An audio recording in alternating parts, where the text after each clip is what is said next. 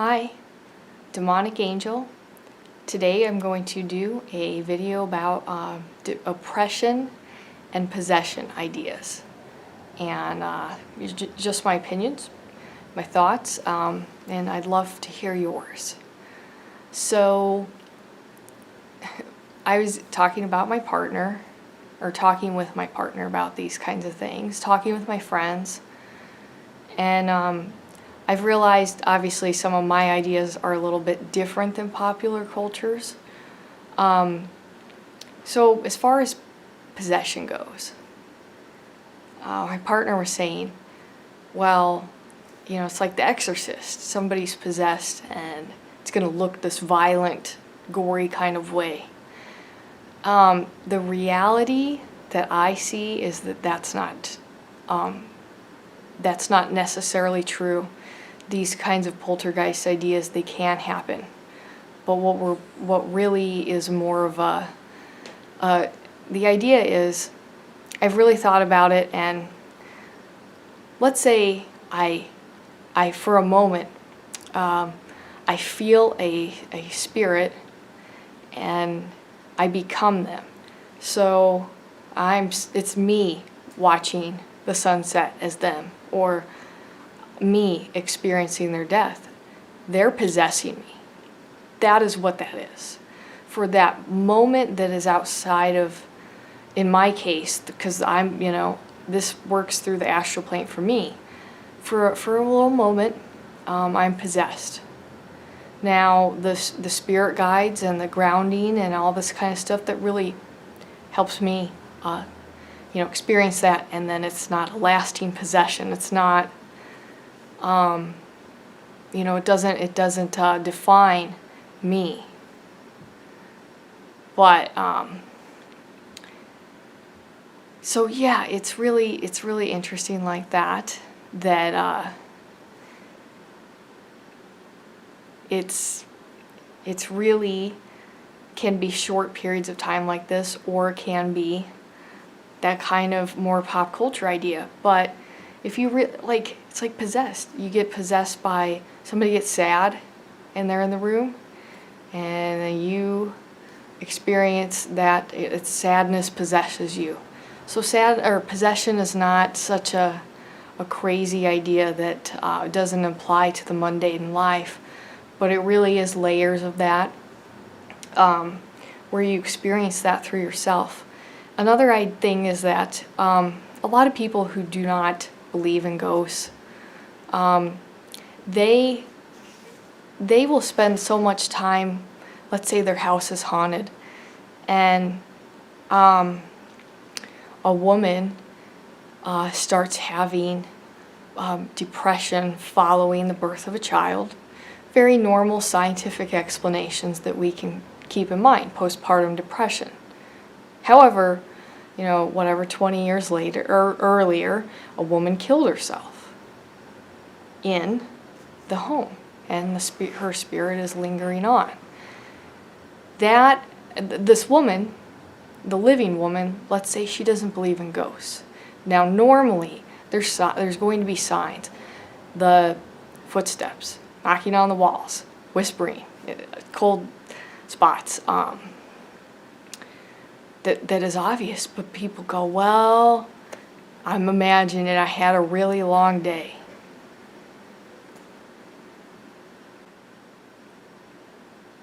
And they blow that off. So they're not really, that they had some warnings, is what I'm saying, that something is trying to possess them.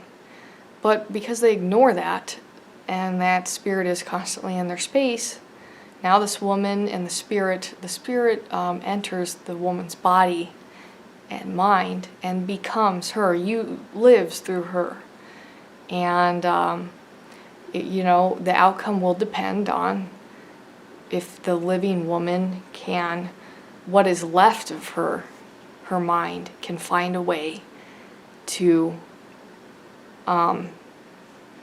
process and heal. Then the spirit will be exercised through that process.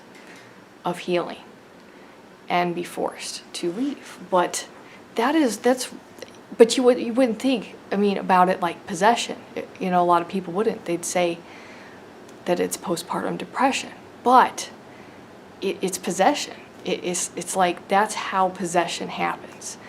It's like another another aspect of a personality. So when people have personality changes, and then they're like, oh, and I'm in a haunted house, I work at a haunted location, then I usually suspect that that's what's happening.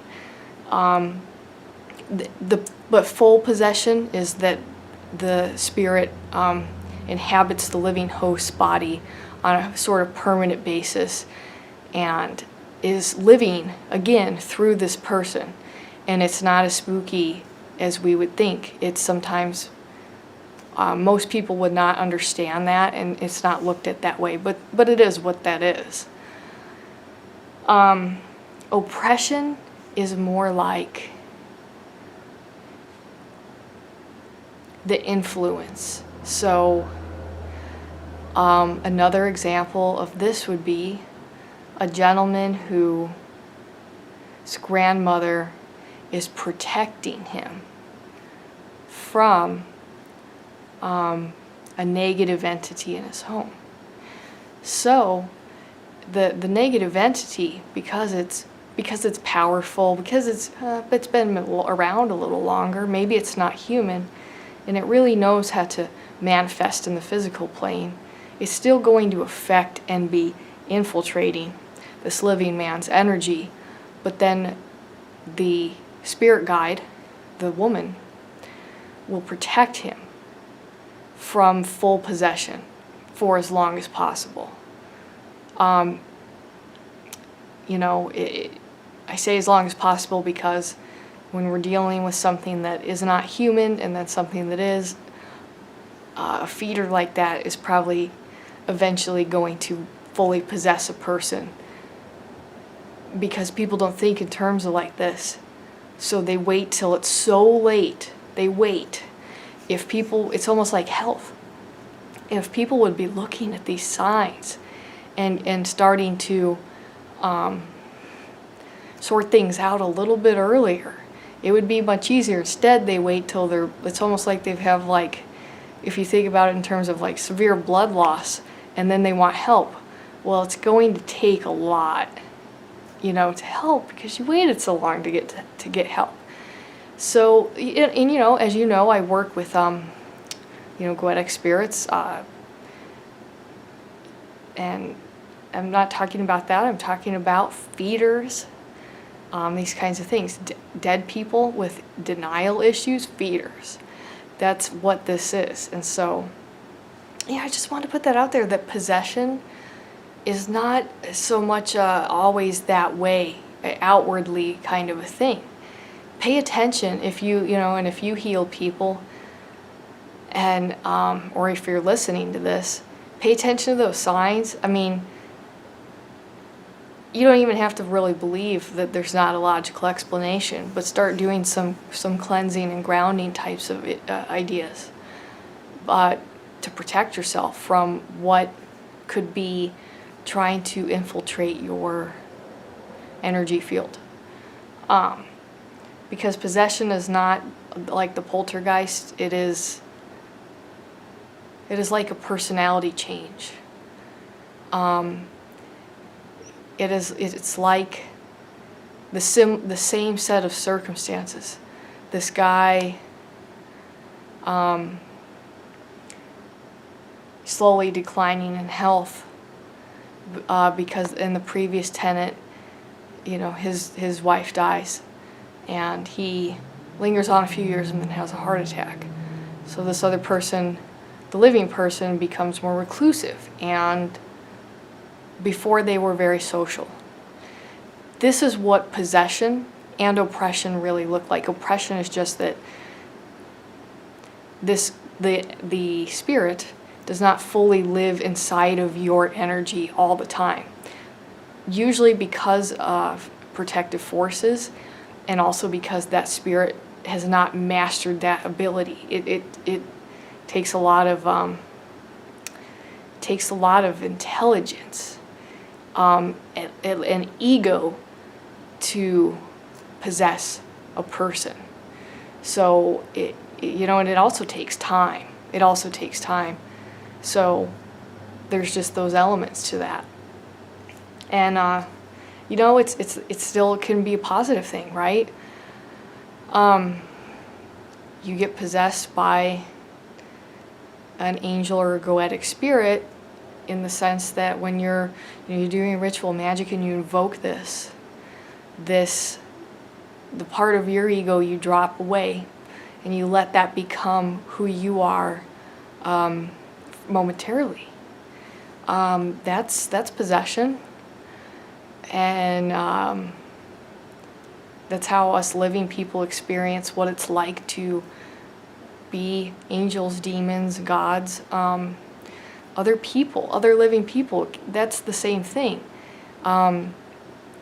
Because when we talk about energy, I will do my video on residual energy, but pretty quick, or pretty soon here. But it's lingering energy, and you walk into that and you're like, oh, why am I just having a bad day now? That's just lingering energy. It's oppressing you. It's not a conscious separate entity, but it is the emotion of anger that was on the astral plane. Somebody brought it to the physical plane and acted it out, and now it's kind of halfway astral and halfway in the physical plane, ready to be absorbed by a living person's mind. It's just there, and it needs, you react to it. You absorb it, you react to it. I mean, that's depression. So it's just all these different levels. I thought, hey, I'll throw that out there. That it's not so much poltergeist and a big show. It's, like I mentioned, it's personality changes, memory loss, fatigue, eating different foods than you normally would like, taking on different habits, not momentarily like in a ritual way of invoking something, but you're becoming a different person. That a lot of times this has not only a logical explanation, but partly a supernatural one. I'll see you guys later.